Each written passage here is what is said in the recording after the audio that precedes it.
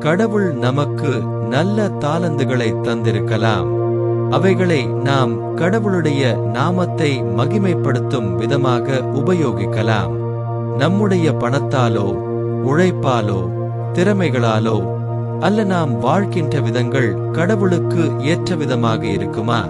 அவைகள் கடவுளுடைய நாமத்தை மகிமைப்படுத்துமா என்பதை கவனித்து நடப்போம். பக்தியற்ற சிலர் நல்லவர்களாகவும் இருக்கிறார்கள். நல்லவைகளை செய்யாத பலர் பக்தர்களாகவும் இருக்கிறார்கள். எல்லாவற்றையுமே கடவுள் பார்த்துக் கொண்டிருக்கிறார்.